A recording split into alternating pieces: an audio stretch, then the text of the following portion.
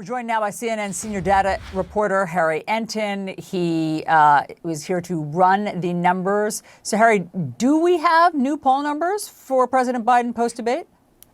We do. You know, CBS News YouGov conducted some polling post-debate. We can compare it to the pre-debate numbers. And the bottom line, Alice, it's not any good. It's not any good. Look at this. Voters who say that Biden has the mental health to be president. It was just 35% pre-debate. Look where it's dropped to now post-debate, 27%. How about that he should be running for president? It was 37% pre-debate. It's now 28%. I have never seen numbers this bad for an incumbent president during my lifetime. I mean, that mental health to be president, just 27%. You might say, okay, you know, that's low, but a lot of people thought Biden was too old back in 2020. These numbers look nothing like this back in 2020. These numbers were bad already. And the truth is, Allison, they have gotten just considerably worse, even in just a few days after that first presidential debate. Harry, do we have polling yet that suggests that voters want a different candidate? Yeah, this is the whole question, right? If it's not President Biden, then who could it be on the Democratic side? And the truth is, there are no easy answers. You know, I went back and looked at the polling versus Donald Trump for a bunch of different Democrats have been suggested. Gretchen Whitmer, Gavin Newsom, Kamala Harris. Look at this. They all trail Donald Trump. So the idea here that we're somehow going to get this magic bullet, that there's somehow going to be some Democrat who can beat Donald Trump easily, I just don't see it in the numbers. At this particular point, if Joe Biden takes on Donald Trump, he's trailing. If there's another Democrat who runs against Donald Trump, they too are trailing. Perhaps you want to make the argument you bring in another Democrat who isn't as well known as Joe Biden, who has universal name recognition, and maybe they could change the numbers. But the fact is, any Democrat who entered the race right now, at least among those that are being suggested by a bunch of folks, they would all enter the race at this particular point as an underdog to former President Donald Trump. But, Harry, are those numbers old numbers or are those since the debate? I mean, maybe the conversation has changed. Yeah, those are not numbers that have been taken since the debate, though I was looking at numbers that were post-debate. This takes into account an average, a long-term average, right? Because the key is I don't just want to rely upon one polling number. But even the limited polling data that we have post-debate suggests that none of those candidates on your screen, Gretchen Whitmer, Gavin Newsom, or Kamala Harris, any of those would be favored over Donald Trump. He leads against all of them, whether you look at the pre-debate numbers or the post-debate numbers. And of course, I like to look at an aggregate of numbers, so that's what I did. But the fact is, even if you just did post-debate, it really wouldn't look any different. Do you have any precedent for how lopsided Thursday's debate was? Yeah, I mean, if you want to take one solace, if you are Joe Biden, the fact is, first debate winner margins. Look, Donald Trump, more people by a 34-point margin said that Donald Trump beat Joe Biden in the debate. That's not much different than what Joe Biden's margin was over Donald Trump 4 years ago. It's actually larger than the Hillary Clinton margin that she had over Donald Trump. But you may remember that first debate back in 2012 where Barack Obama just did horribly. Mitt Romney won that debate in the voters' minds by 42 points. But of course, he didn't become president. Barack Obama was reelected. So I guess if you want to take a look on the one bright note, is there is a history of someone losing the first debate as an incumbent and going on to win the presidency, and that was 12 years ago. Okay, so you're saying that somebody, I mean, you have seen examples of somebody, coming from behind, basically, in that way after a poor debate. Yeah, that is true. But here's the thing that I would note, which is that Joe Biden was trailing going into the first debate, okay? Barack Obama was leading. So I want to limit it down for you. Incumbents who were trailing going into the first debate and then lost that first debate. Well, how about Jimmy Carter lost that one debate he took on Ronald Reagan in '80. George H.W. Bush lost that first debate to both Ross Perot and Bill Clinton. And in 2020, Donald Trump lost that first debate to Joe Biden. Well, guess what, Allison? They all lost. They all lost. So the question is for Joe Biden, can he defy history, create new history, and be an incumbent who trailed going into that first debate and then won? Well, he's going to have to do it if he wants to get reelected in November. Harry Enten, thank you very much. It ain't happening. It ain't happening. That guy is a walking corpse. And, the more that we, take a closer look, we can see what is actually truly going on. And I said this before as well.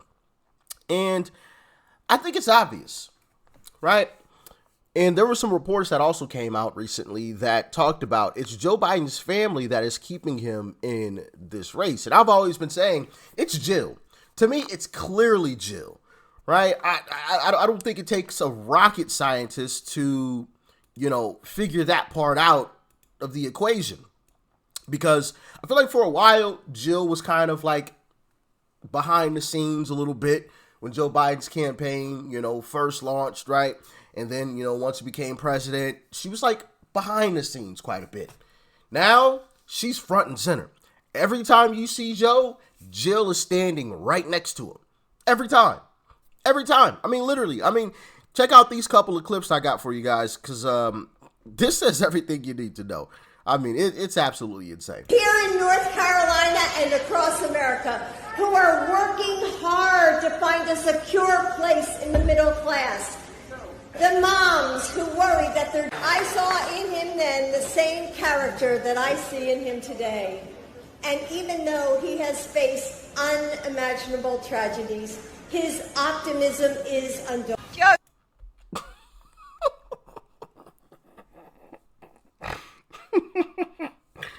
My goodness. Hey, listen, I'll give her an A for effort, right? I got to give her credit. She's out there trying hard, real hard.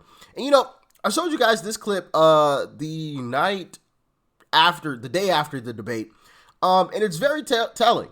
I don't remember if I made this into a YouTube short or if I put it into an actual video or did both. Maybe I did both. Sometimes I do that as well. I take clips from, videos and turn them into YouTube shorts. If you haven't checked out my shorts, definitely go and check them out. All right. It's under the shorts tab right here on my YouTube channel. But check out this video clip from right after the debate. Political professionals from our CNN Flash Poll and Swing State Focus Group. Look how she's helping him off of the stage. 3 steps. This isn't the greatest angle in the world of it. Kate Bedingfield, David Urban, Van Jones, Alyssa Farr Griffin, and News Not Anchor Abby Phillip, and David Axel. But yeah, that is bad. Look at that. Look how he's walking. She's holding his hand. Like, that's a grand total of 3 steps, and those steps don't look very big at all. They look pretty tiny. Really, that could be like 1 step. 1 step, and then you're down onto, the main level. But yeah, that is absolutely insane. And then you got this video clip as well of her helping him down the stairs once again.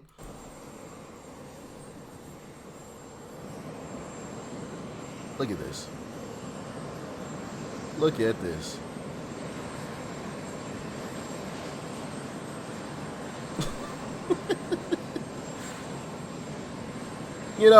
And then y'all remember when Trump was walking down the ramp, right? He was walking a little slow, and mainstream media lost their minds. Oh my goodness, look at Trump, he's old and frail. Oh my goodness. And Trump came out and was like, I had on dress shoes. I wasn't about to slip and fall down the ramp. It was wet. Yes, I'm going to walk slow so I don't slip and fall. But mainstream media went crazy, but let Joe Biden walk down some stairs slow and nobody says anything. I also want to go back to this clip that happened immediately after the debate as well with Jill Biden and how cringe it actually is. Check this out. Joe, you did such a great job. You answered every question. You knew all the... And let me ask the crowd, what did Trump do? Why? Yeah. She literally treats this man like a child. Which, maybe at this point, mentally, he is a child. I'm just saying. Maybe at this point, mentally, he is a child. Joe, you answered every question. What? Isn't that what he's supposed to do? Why are we celebrating this?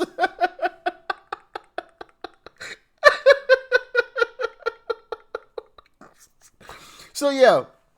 I think it's clear that Jill is the one pulling the strings, and she's the one that wants to stay in the White House. There was also a report that came out that what, golly, why am I drawing a blank on this guy's name? The crackhead son. Goodness gracious, Hunter. Wow. I could not think of this guy's name for anything. My mind just went blank. I was like, bro, what is his name? I can see his face, right? There's also been a report that Hunter has also told Joe that he should stay in the race and he shouldn't drop out, trying to encourage him that, to stay in and that he can do it. So, yeah. Joe's family wants to stay in power. And listen, hey, I get it. I don't blame him, right? I don't necessarily blame him, but it is sad that you're using your dad, who is clearly not there, obviously not there, to try to do that. I understand human nature, right? You get into the White House, it's like, oh, I want to stay here. I like this, I'm sure there's a lot of perks that come with that, right? So I get human nature, but man, you're using that guy in order to do it. It's pretty bad. But I just wanted to share that with y'all. It ain't looking good for Joe. But hey, I'm happy for him. I want him to stay in the race. Come November, I want Joe Biden on the ticket. So honestly, I'm cheering on Jill and I'm cheering on Hunter. Keep encouraging Joe. I might even donate to Joe. All right, I probably won't go that far, but I'm going to be cheering him on. Come until November, of course, and then I'm going to send him on about his way. You're alone now, Joe. I carried you here, but go on about your business now. But as always, y'all let me know your thoughts, your opinions. Peace and love. I'm out.